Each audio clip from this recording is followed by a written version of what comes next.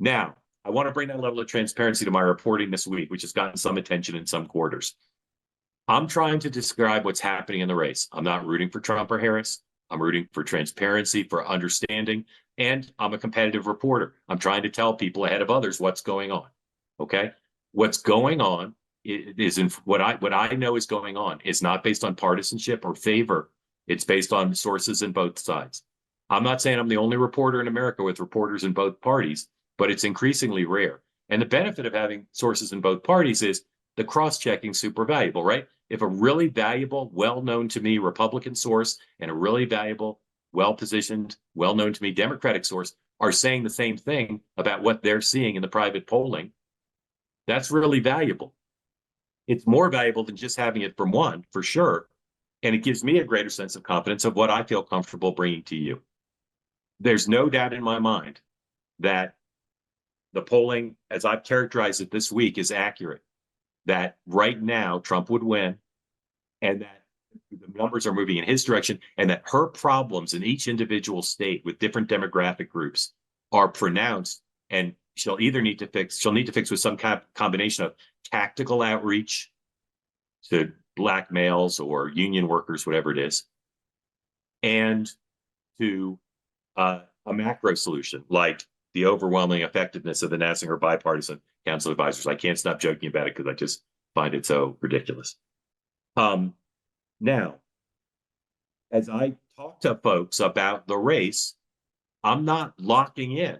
I'm not saying, well, since I reported that the polls were going in his direction, President Trump's direction, that's it. And then I'll stick with that the rest of the way. If it changes, it'll change. When I reported that President Biden was planning to leave the race as early as the coming weekend, I also reported that he did not plan to endorse Kamala Harris. The reason I did was because I had it really well sourced that he didn't.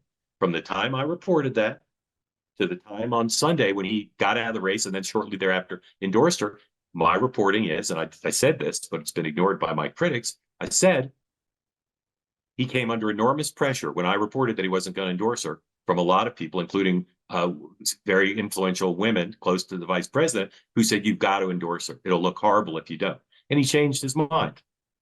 So there was no open convention, as I reported there was going to be, because things changed. In this case, they changed, I think, largely because of what I reported.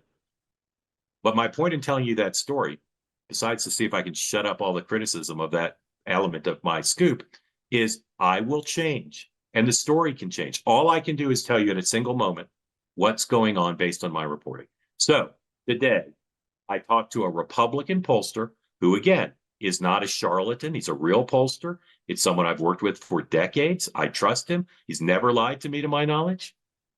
And I can't tell you the specifics yet, but he told me that one state that the Harris campaign is very keen on winning, of the 7.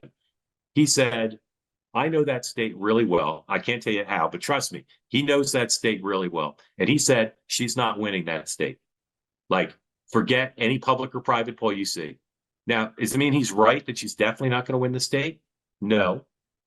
But I have confidence in person because I know his history with the state. I know how well he knows the state as a pollster. And I'll say that factors into my view. When I think about her electoral college paths, and many of her electoral college paths include that state, not all of them, but many of them do. And I say, okay, I factor that in. So when I'm thinking about how likely is she to get 270 electoral votes with that state, today I don't think it's very likely. I'll do more reporting on it.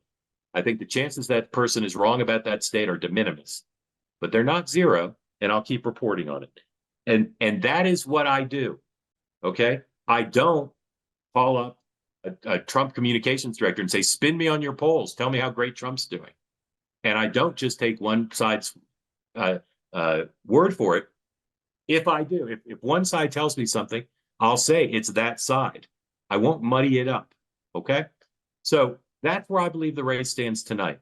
Confidence in Mar-a-Lago, concern in Wilmington, and greater concern amongst Democratic elected officials who I hear from daily, asking me what I know, because they know I know some stuff, and telling me explicitly and through their questions, they are worried, okay?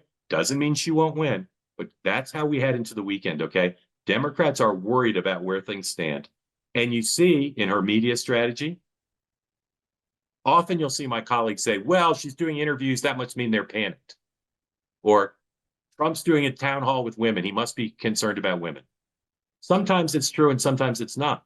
It doesn't mean just because they're trying to inspire a constituency or win over undecideds, it doesn't mean they're panicked. It doesn't mean they think they're doomed. They're doing what they're doing to try to win.